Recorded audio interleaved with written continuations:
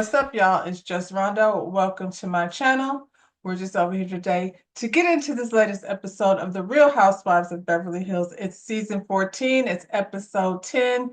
Like the video, subscribe to my channel. Make sure you run over to the notification bell so you'll know that I was here to talk to y'all, for those of you that like this show. And if you really want to get into it, drop down in the comments. We could talk about what was happening over here in Beverly Hills. This week they started with a flashback of Dorit and PK's memorable marital moments. Say that 3 times real fast. And then, they fast forward to Dorit getting ready for war, because I guess that's what's getting ready to happen over here with Dorit and PK. But a week prior to that, Sutton was over here planning a trip to Augusta to visit her mother. And she thought it would be a good idea. She don't want to go by herself. I guess her mama is a mess. So she gets Garcelle to come over and, lets her know, listen, I called you over here because I'm going to Augusta and I want you to come with me to, see my mother.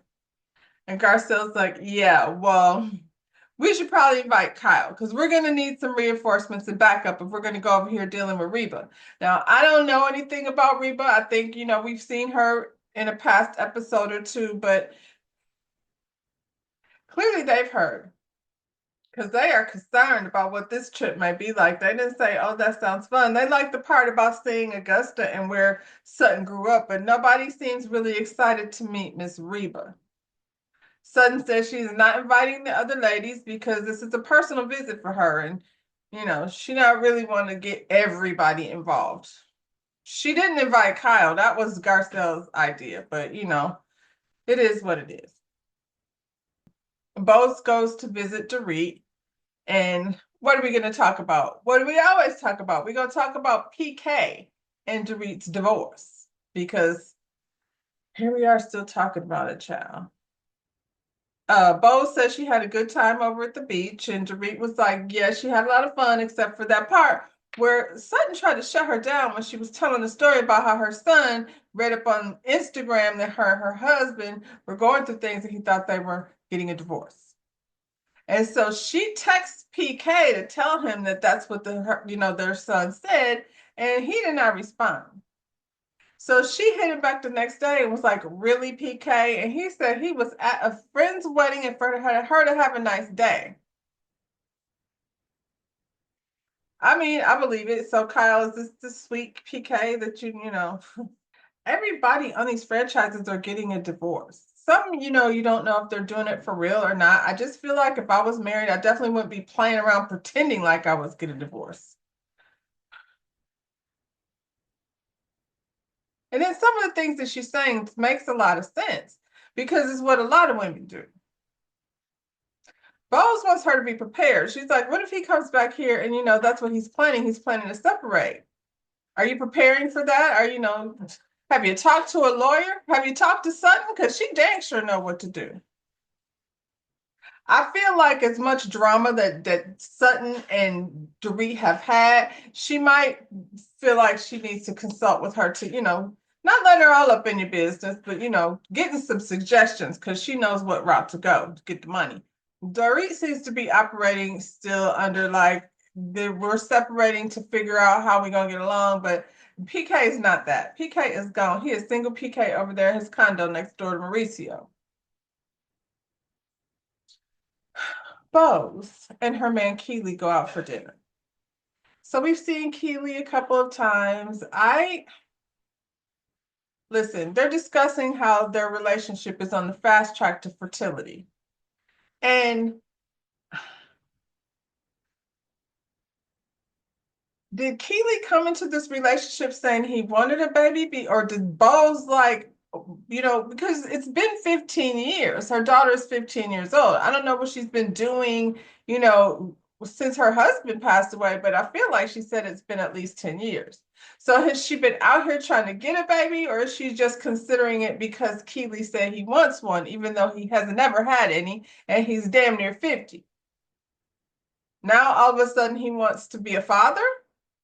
He asked her, at what point do you feel like I'm wasting your time? And I'm like, what? What are you talking about? This explains why he's never been married. Because he's over here, wanting to know, like, what point is it that are going to feel like I'm wasting your time? Maybe he could have phrased that differently, but, it just sounds like he's still not clear. I don't know how long they've been dating, but y'all be on the fast track to matrimony and babies and things. Listen, I don't know what Keely's. And I'm not saying it's anything except for I'm unclear. Clearly, she's unclear because she over here having this conversation about clarity. Keely said, I'm not going to say I'm not going to waste your time. I'm not going to say that.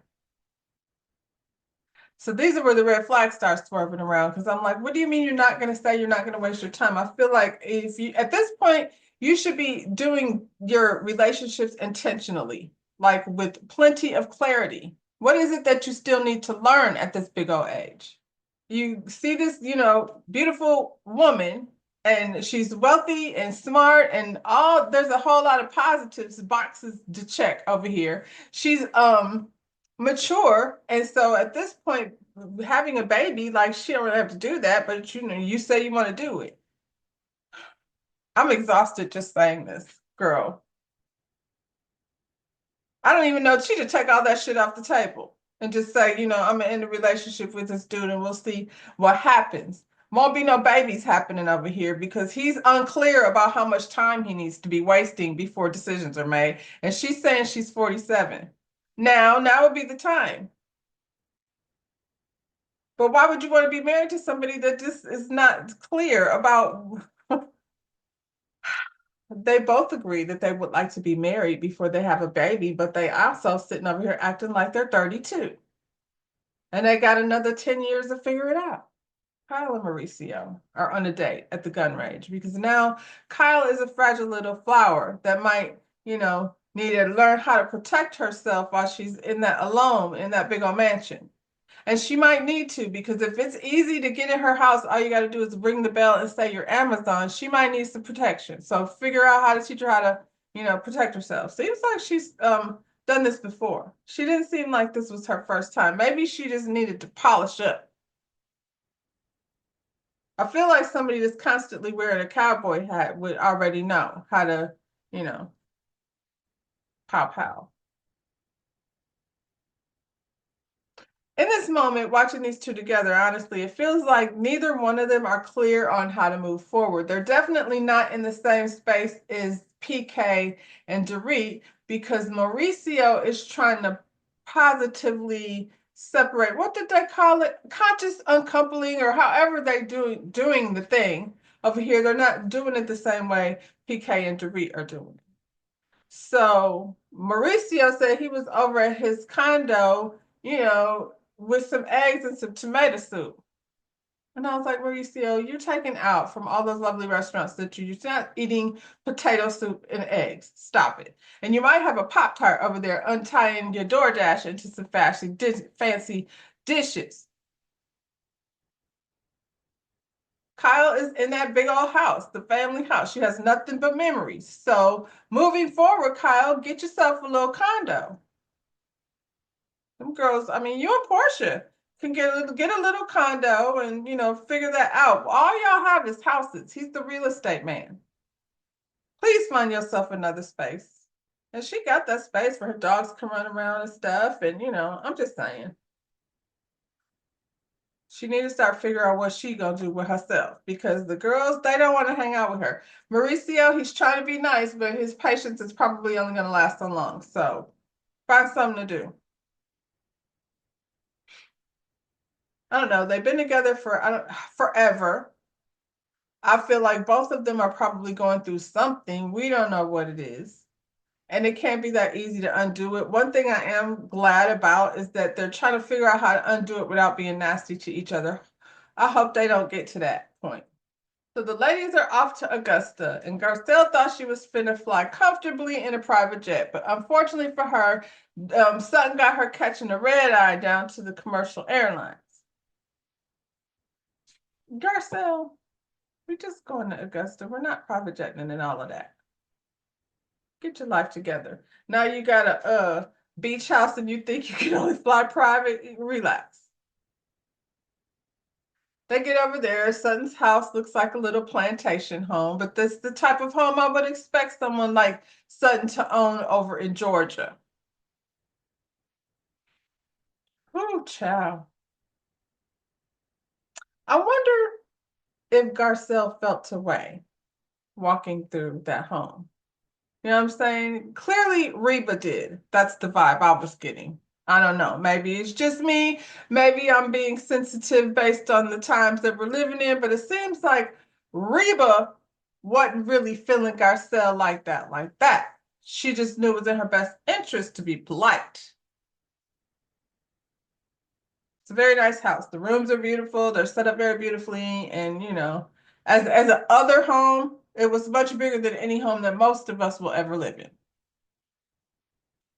Reba comes in, she greets the lady. She hugs Garcelle very politely. She hugs Kyle and tells her she's pretty. And Garcelle's like, she didn't tell me that. She did it. I wouldn't take it personally. Girl, relax.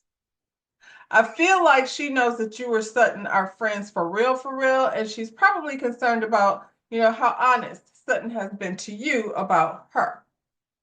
Garcelle steps away and she goes to get this gift that she got from Miss Reba.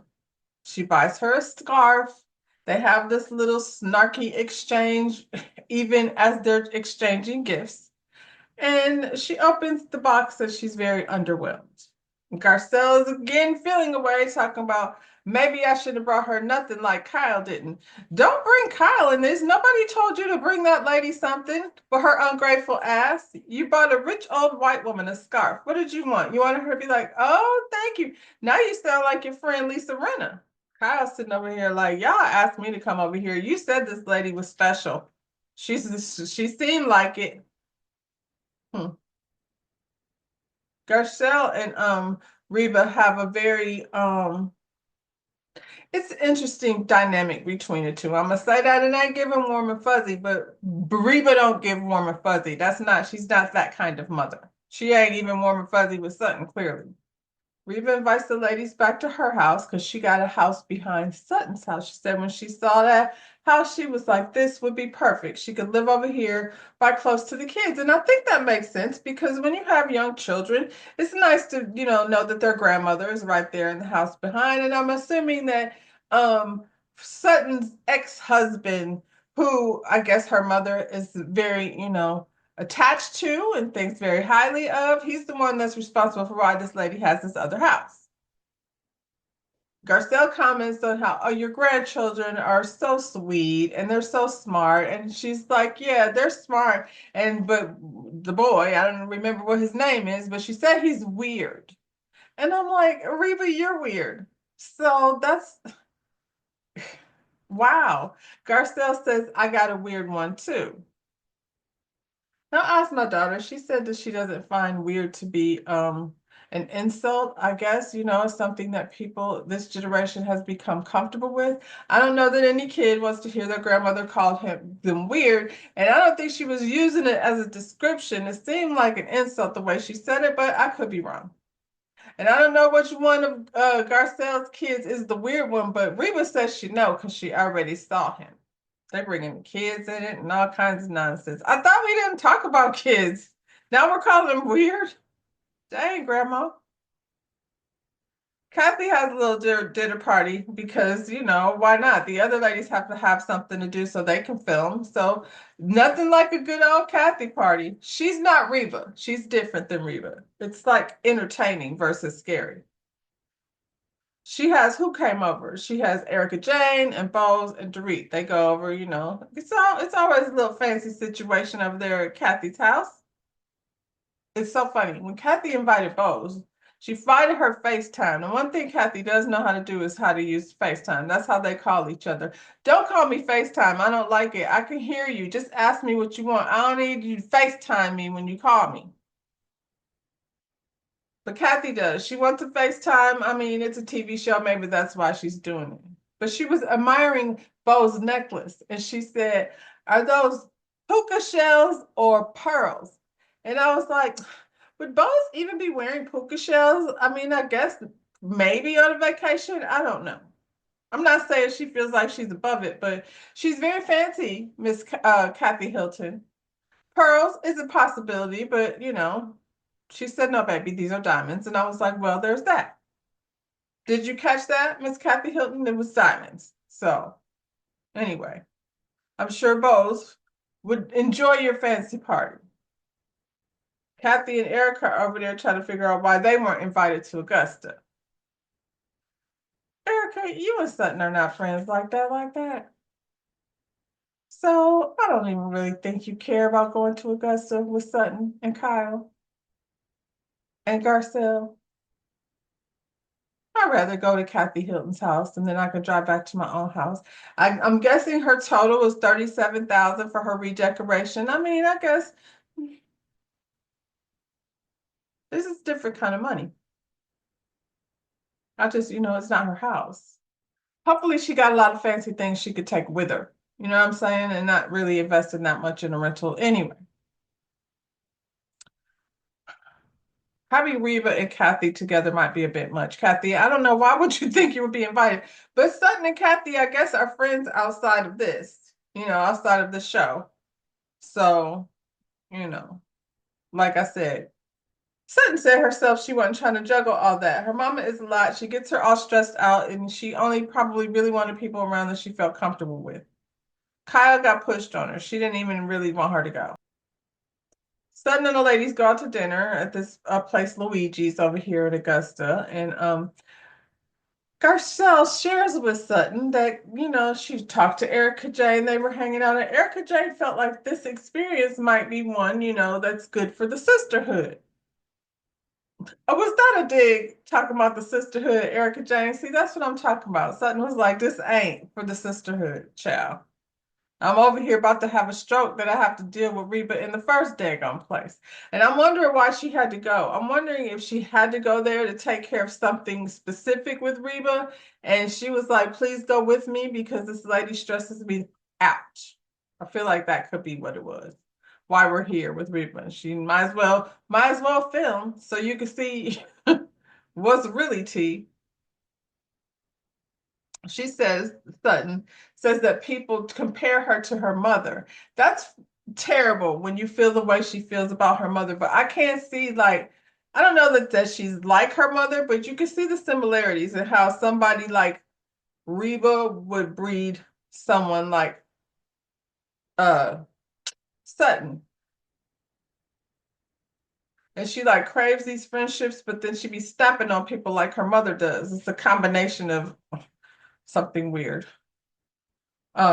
Reba's very cold. She's not giving her motherly vibes, and seems like that's what Sutton is craving from her mother. And it's almost like Reba is holding back intentionally. That's weird. Sutton says she opened her store. She was so proud of herself, and she just wanted her mother to acknowledge, that she did something good. Her mother gave her nothing. She was like, yeah, okay. That sucks. She said when she got divorced, her mother was only worried about who was going to pay them bills and not, clearly if you're going through a divorce, um, there's a lot of emotional, brokenness going on. It's a divorce. Her heart was broken, I'm sure. They got the adult kids. So I'm guessing her and this man were together for many years. And so for her mother not to acknowledge her feelings and only be caring about whether or not Christian was going to still pay for our stuff says a lot about her mother. Well, who's paying? Why wasn't you having somebody to pay for your stuff, Reba? Garcelle, feels for her friend and has decided she wants to have a talk with Reba. Kyla's like, Garcelle, this toxic ass relationship is not somewhere you should be stepping your 2 cents into. And I feel like I agree with Kyle. That lady don't even like you, let alone have a sit down with you about, her daughter. Kyle was like, call me when you do this because I want to see this. Um, so back at Kathy's house, they're sitting at dinner, and Kathy shares that Well, her guy brings over wine and he offers them, two kinds of wine, one of which being an Italian wine. Kathy said, even though she's part Italian, and they were like, "You're Italian?" And she's like, "Yes." And they said, "You had the DNA ancestry DNA thing done?" She said, "No. I was traveling to Venice, and this lady that knows everything told me I was 3000 BC Chinese." Okay, so I'm not sure where the Italian part came in, and I don't know how that 3000 BC thing adds up Chinese, but this is what Kathy had to say.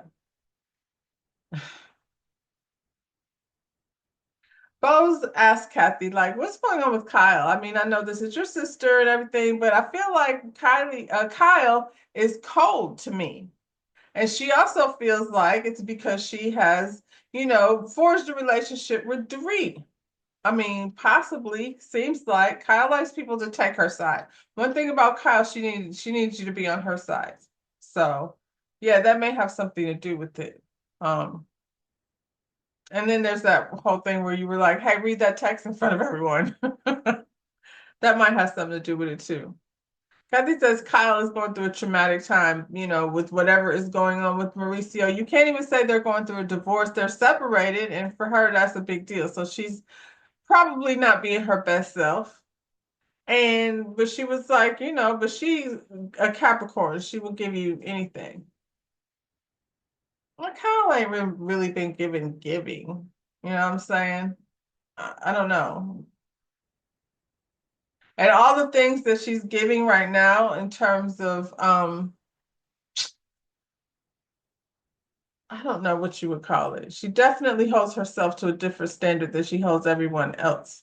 And so what she's going through is based on the things that people seen her do in the past. So I don't know, Kyle. Kathy start asking, of course, Doree's favorite subject. We got to talk about, what's going on with her and PK. And Doree said her life is, she's going through a rough time. And Kathy said, "You gotta love PJ." And it was like PK. She's like, "PJ, PK, listen." Anyway, she said, "Is he a good father?" Or, she just assumed, well, at least he's a good father. He's a good father, isn't he? And Dorita's like, no, she'd been covering for him this whole time. She said he would leave for weeks at a time and she would be telling the kids, like, your daddy misses you. Yeah, I feel like a lot of women do that. Um, You do that for the kids' benefit so they won't think their father's a piece of shit. And I mean, honestly, that's a strange position to be in because at the end of the day, you want your kids to feel loved. And you hope that at some point, I'm guessing your husband will get his shit together. So yeah, she says she got an email from PK like breaking stuff down, separating them financially. If he wanted to go through with the divorce, like she said, he wanted her to be able to handle the mortgage in a month. Pause, PK. If we gonna get down with the lawyers, and let's get down. And I feel like that's why what's her name, Bose was like, "Are you prepared for what's coming, girl? Because you seems like the writing's on the wall." He's sending nasty emails, and Kyle is not over there going through that. So and we hope they don't. I guess they haven't got down to the money discussion, and there's a lot of it to try to divvy up. So we'll see how kind Mauricio stays when it gets down to how much. Kyle is a Capricorn, so I'm gonna guess a lot. Erica Jane is like, yeah, this is where it gets ugly. When the money starts to be the conversation, that's when, now she's not covering for him and she's not telling stories where he's in the best light to anyone. She's just saying what it is. And he's over here trying to figure out, how not to pay her. She said they've been married for 9.5 years, and PK is over here trying to skate before they get to the 10-year mark because California is a community property state and it kicks in at 10 years. That means she gets half of everything and possibly lifetime alimony. That's what Erica Jane said at halftime. But I do know about the 50-50. That's pretty much where the episode ended. So next week, Keely and Bose have never said I love you. I honestly, I think they both deserve a red flag because what are y'all? This is, I feel like at this big old age that Keely and Bose are, this conversation of what we want and what we're trying to get to should not be that confusing. It shouldn't. You know, if you take the babies off the table and just see what happens with him, then maybe, but y'all haven't even got to I love you. How do you get to having children for someone that you ain't never said y'all haven't even exchanged I love you? She gonna have to take some responsibility for that too. I wouldn't even be open to that conversation because that should have been her response. Baby, we haven't even said I love you. I don't know what you're talking about. And he over here talking about how much time do I have to waste? That's not how he said it, but for me, that's how it translated. Garcelle, Sutton's mama tells her to mind her own business. And Garcelle, mind your own business. I feel like that's a conversation that you might have with a friend who you know their mother very well. You know what I'm saying? You know both people in the situation. You feel comfortable enough to have this conversation. You don't know that lady. And I don't think she likes you that much. And she damn sure don't like you now that you've entered yourself in her business. Dorit said PK said something. We don't know what PK said, but I guess we'll find out next week. So in the meantime, y'all, like the video, subscribe to my channel, drop down in the comments, hit the notification bell, and I will see you when I see you. Bye, y'all.